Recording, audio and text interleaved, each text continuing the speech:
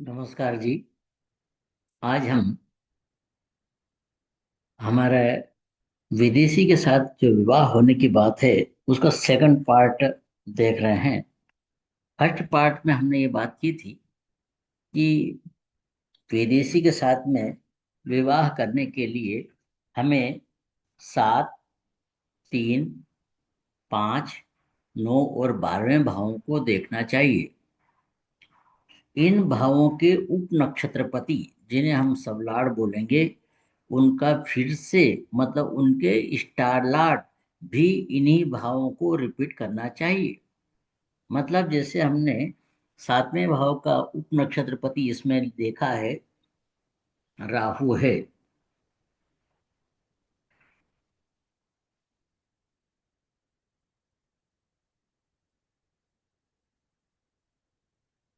7वें भाव का उप नक्षत्रपति राहु है। हम तो राहु का स्टारलाट देखेंगे पहले हम, कि राहु जो है गुरु के स्टार में है। गुरु कहाँ कहाँ का है यह देखिए कि गुरु गुरु चौथे भाव का है, गुरु 10वें भाव का है। गुरु देखे, गुरु चौथे भाव का स्टार लॉर्ड है। गुरु स्वयं तीसरे भाव में बैठा हुआ है, चलित कुंडली में तीसरे भाव में बैठा हुआ है। इसका मतलब क्या हो गया है कि ये 7वें का संबंध तीसरे से हो गया है। ठीक है ना। इसी प्रकार से आप ये दूसरे भाव जो बचे हैं, तीसरा भाव, 9वें भाव, 5वें भाव, 12वें भाव का देख सकते हैं। इसे हमने क्लियर अपने वीडियो में बताया है पहले भाग में। अब हम ये देखेंगे कि इनकी शादी कब हुई। तो शादी के लिए देखिए, हमने कृष्णमूर्ति पद्धति के सिग्निफिकेटर देखे। तो सिग्निफिकेटर में देखिए,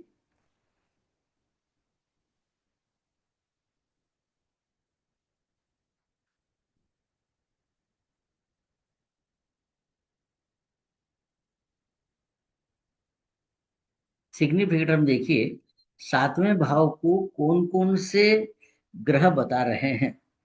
तो देखिए ये 7वां भाव, 7वें भाव का सब कौन बता रहा है? शनि बता रहा है। तो शनि हमारा सूचक बन गया है। ठीक है। अब हमको कौन बता रहा है? अब हम बात करेंगे तीसरे भाव की। तो तीसरे भाव को कौन कौन बता रहा है? राहु, गुरु, शनि, सूर्य, बुध और बुध। मतलब यहां पर भी शनि आ गया है। तो शनि दो भावों का हो गया है और स्ट्रांग हो गया है। अब पांचवें का देखिए, पांचवें में फिर देखिए शनि यहाँ पे आ गया है। तो शनि एक संयोग बता रहा हूं कि शनि यहाँ पे बन गया है। नहीं तो 5वें भाव के ये सभी सूचक बन जाएंगे, ये सभी सूचक। ठीक है। वैसे 9वें भाव का सूचक देखिए, 9वें भाव का राहु और गुरु हो जाएंगे। 12वें भाव का चंद्र, गुरु, राहु और ये बन जाएंगे। ठीक है। अब हम इन्हें देखेंगे। ये तो बहुत सारे बन गए, मतलब लगभग सभी ग्रह बन गए हैं। तो हम इनको कैसे डिसाइड करेंगे कि इनमें से शुद्ध कौन से है या सबसे शक्तिशाली कौन है? तो इसके बारे में हम बात करते हैं। तो उसका क्या तरीका होगा यह देखते हैं। पहले हम यहाँ पे लिख लेते हैं कि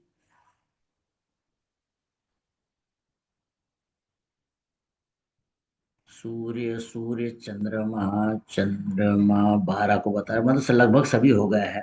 तो हम इनको देखेंगे, इनके उप नक्षत्रपति और स्टारलाट के द्वारा देखेंगे कि वे विचारणी भाव के एंटी तो नहीं है ना।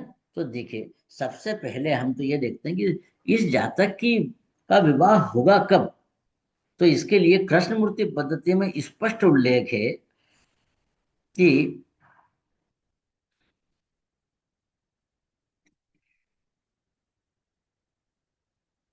सप्तम भाव का जो सबलाड का स्टार लार्ड और सबलाड कौन कौन है। तो सप्तम भाव का स्टार लार्ड गुरु, ये राहु है।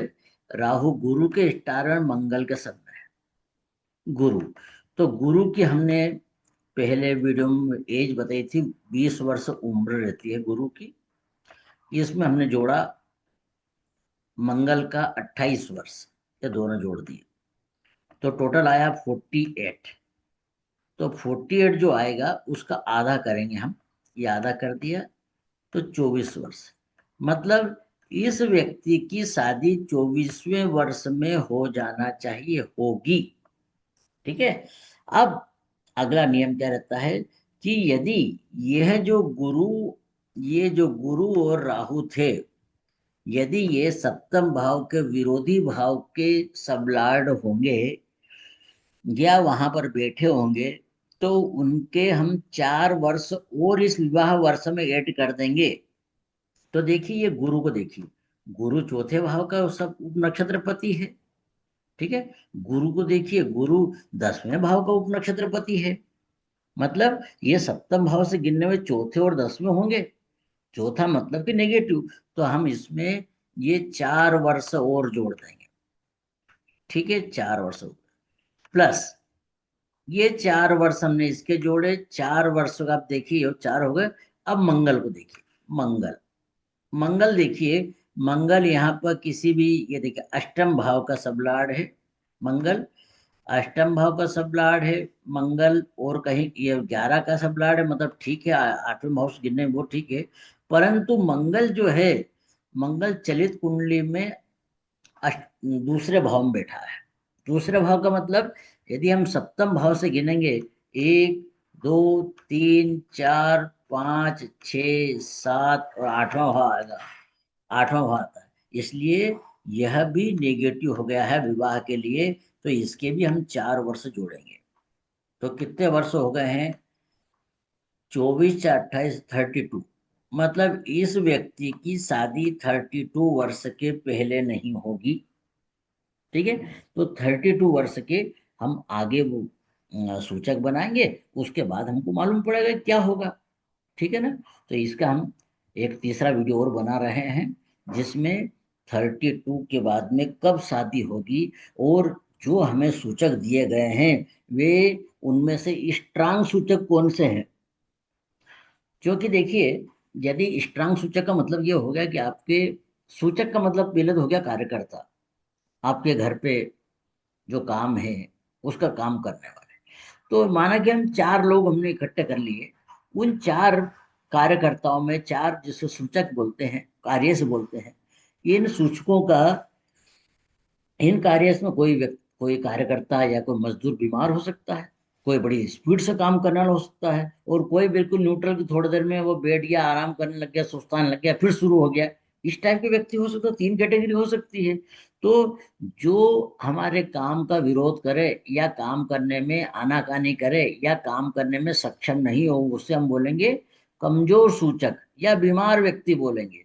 तो ऐसे बीमार व्यक्ति को ढूंढ करके उसे हमने दूर करेंगे। कारण जो शुद्ध सूचक रहेंगे, मतलब अच्छे शक्तिशाली सूचक रहेंगे, जो दौड़ दौड़ के काम करेगा, वो ऐसा व्यक्ति को लेना पड़ेगा। तो ऐसे व्यक्ति को लेने के लिए हम वीडियो का तीसरे भाग को भी बनाते हैं, जिसमें इस सूचक को बताएंगे और शादी कब हुई इसे बताएंगे। ठीक है ना जी। धन्यवाद आपको।